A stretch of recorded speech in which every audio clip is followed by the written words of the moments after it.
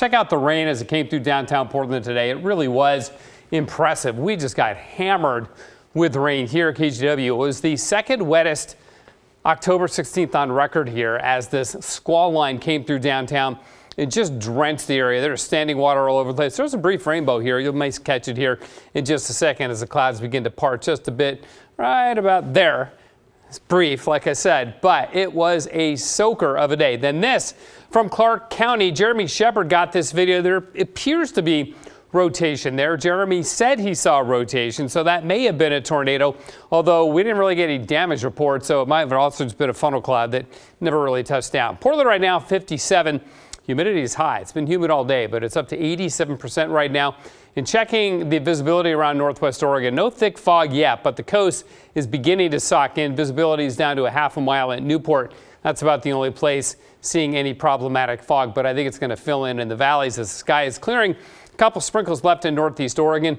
That is it. 79/100ths of an inch of rain out of the Portland airport. Vancouver right behind that, over half an inch down in McMinnville. Up at Astoria, nearly an inch of rain there. But as I said, here in downtown Portland, we had 1.15 inches of rain, and a lot of that came in about an hour, about 3 to 4, 4:30 right in there. And looking back at the record books, our second wettest October 16th on record, and only by 0.04 of an inch. On this date, back in 1918, so over 100 years, 105 years ago today, we had 1.19 inches of rain in downtown Portland, so nearly a record, and nearly breaking a record that has stood for over 100 years. Morning fog tomorrow, and for several mornings may be thick, but we get sunshine and warmer weather for the rest of the week as this system is washing out. Some scattered clouds here, and that system may bring a few sprinkles to the coast in the morning, but there's not a lot to that. That's going to wash out pretty quickly, and then high pressure is going to build in and bring us some really great conditions, as I said. So look for morning fog and then clearing. Not a completely clear map here, but clear enough as we go through the next few days. And there's Wednesday into Thursday, and it looks really good right on through the rest of the week. As I said, high pressure and warmer air building back on in until Sunday. And then this weak system moves on through for a few sprinkles. But the one that's more interesting is the one that comes in on Monday because it comes from up north. It's going to be much colder, drops right on in.